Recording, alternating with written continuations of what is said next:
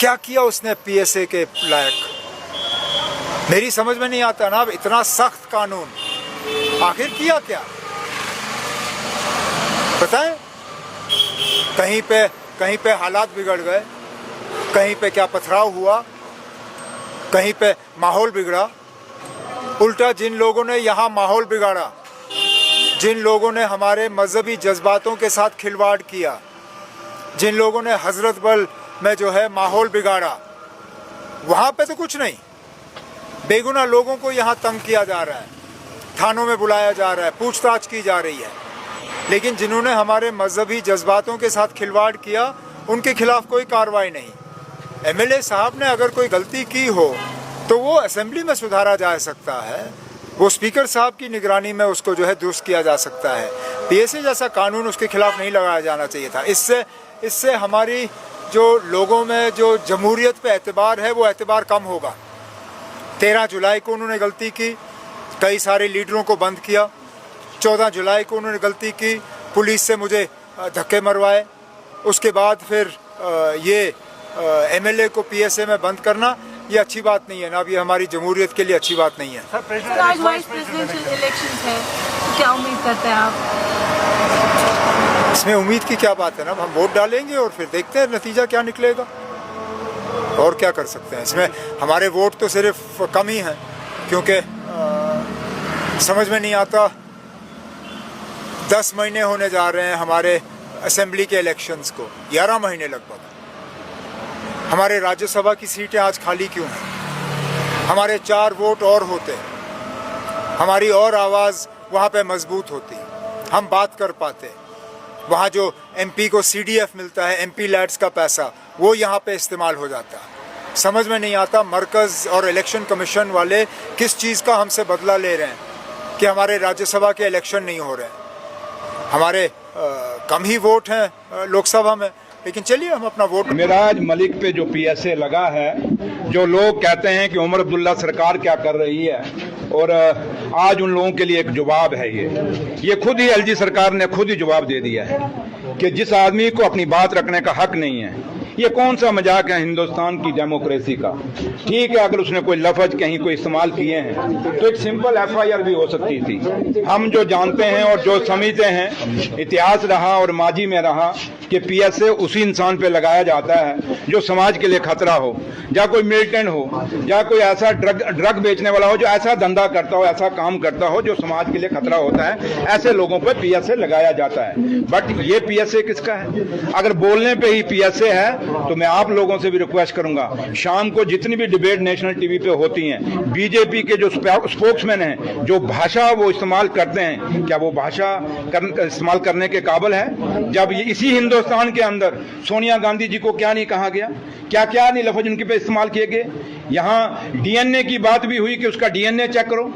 क्या ये ऐसे बात, क्या किसी आपने पीछे एक डिबेट में देखा, बीजेपी का एक स्पोक्समैन, मैं नाम नहीं लूंगा, उसने कांग्रेस के स्पोक्समैन पे नहीं कहा कि इसकी मां रंडी है, इसकी मां ये है।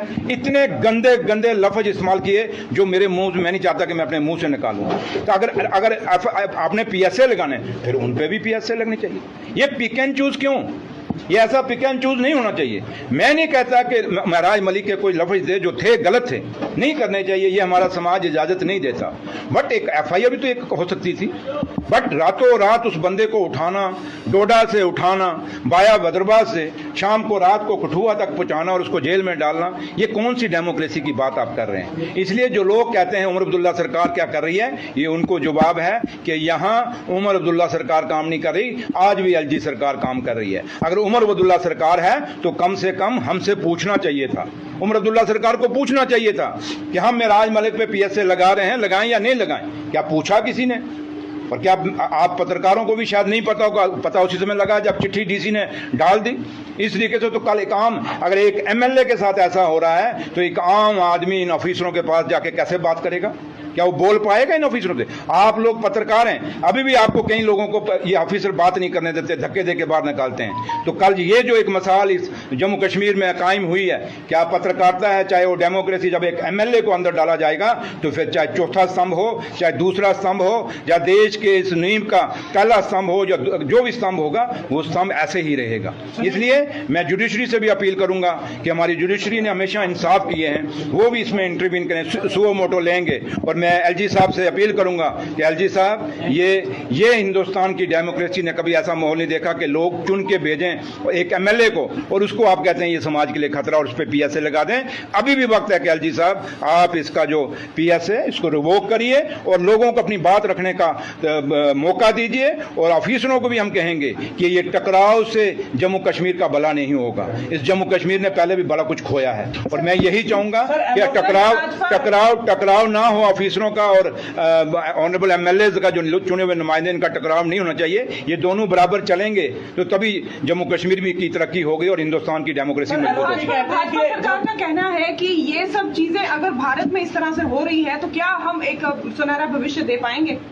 उनको बोलिए जो आपकी फेक आईडी जो शाम को कमेंट करती हैं स्टेटस के, जो बाकी अपोजिशन के लोगों के ऊपर जो गाली गलोच आप लोगों की माओं और बहनों को आपके जो फेक आईडियां देती हैं, क्या ये समाज बन रहा है? आपके जो स्पोक्समैन जो रात को शाम को नेशनल टीवी में बैठ के जो गाली गलोच करते हैं, क्या उससे समाज बन रहा है? ये बदतमीजी का माहौल और ये बदतमीजी का कल्चर, ये सभ्यता और संस्कृति इस देश में अगर कोई लाया है तो यही जो बीजेपी के लोग हैं आपके सामने रीलें बना रहे हैं। यहाँ पे लोगों के मकान बर्बाद हो गए हैं, लोगों के घर बर्बाद हो गए हैं, लोगों की जमीनें बर्बाद हो गई हैं, लोगों की खेतियां किसानों की बर्बाद हो गई हैं, लोग बच्चों का रोजगार खत्म हो गया। उस पर बात नहीं करेंगे, वो रीलें बना के एक राशन की थोड़ी सी पूड़ी देते हैं, उसकी भी वो मूवी बना के देते हैं। क्या ये कल्चर है कि हिंदुस्तान का? हिंदुस्तान में मेरे बुजुर्गों ने और आपके बुजुर्गों ने भी लोगों को स्कूलों के लिए, कॉलेजों के लिए, हॉस्पिटलों के लिए, पंचायतों के लिए अपनी जमीनें डोनेट की। क्या उन बुजुर्गों ने कहीं नाम लिखा अपना? आज भी आपके कितने स्कूल, कॉलेज, हॉस्पिटल,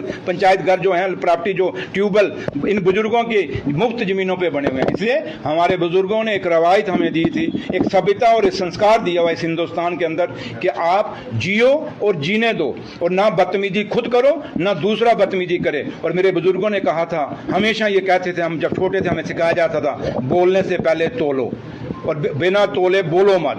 तो इसलिए मैं कहता हूं कि अगर आप संस्कारों की बात करते हैं और तमीज की बात करते हैं तो सबसे पहले बीजेपी के लोगों को तमीज सीखने की जरूरत है और बीजेपी का जो सोशल मीडिया जो है उसको तमीज सीखने की जरूरत है। दूसरों को शिक्षा मत दीजिए, आप थोड़ी सी शिक्षा के कोचिंग कहीं जाके लेके आइए। एलओपी सुनील शर्मा ने कहा कि जब एमएलए अपनी लिमिट क्रॉस करेगा, एडमिशन फिर अपनी तरफ से इस तरह से कार्रवाई करेगी।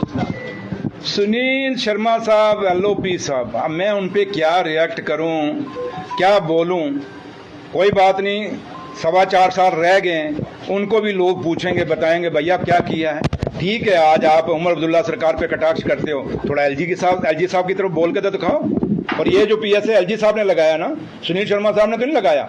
लेकिन एक बात याद रखना, इस हिंदुस्तान में कभी ये रवायत नहीं रही। और अगर रवायत ये बीजेपी के लोग पैदा कर रहे हैं कि एक चुने हुए नुमाइंदे को अगर आप जेलों में डालोगे तो दिन बदलेंगे। लोग कहते थे कि अंग्रेजों का राज कभी खत्म नहीं होगा, ये सूरज कभी अस्त नहीं होगा। लोगों ने कुर्बानियां दी, शहादतें दी, भगत सिंह, राजगुरु, सुखदेव जैसे लाखों, सुभाष चंद्र बोस जैसे लोगों ने, महात्मा गांधी जैसे लीडर उभर के आए जिन्होंने इस देश को उन अंग्रेजों से खत्म कराया था और देश ने आजादी पाई थी। इसलिए ये मत भूलिए, ये हिंदुस्तान है। हिंदुस्तान के लोग जानते हैं कि हमने अपनी कुर्बानी कब देनी है और कहां देनी है। और इस सभ्यता, संस्कृति और कल्चर के लिए और अपनी लोगों ने अपनी इज्जत के लिए, बेशक गरीब है हिंदुस्तान लेकिन अपनी इज्जत के लिए हमेशा अपनी कुर्बानियां देते आए। इसलिए ये वक्त बदलता है, टाइम नहीं लगेगा। इसलिए एलओपी साहब को बोलिए, उतनी बात बोलिए जो कल आप बर्दाश्त कर सकें। ये ना हो कि हम तो बर्दाश्त कर रहे हैं, कल जब आपकी बारी आएगी तो बर्दाश्त करना बहुत मुश्किल हो जाएगा, क्योंकि आप बड़े नाजुक हो गए इन 11 सालों में। अब आपको धरने भूल गए हैं, हम जानते हैं धरने कैसे लगते हैं। और जब शरीर नाजुक हो जाए तो एक दिन भी अंदर बैठ के मुश्किल हो जाए। ये तो मिराज मर गया, फिर बर्दाश्त कर लेगा।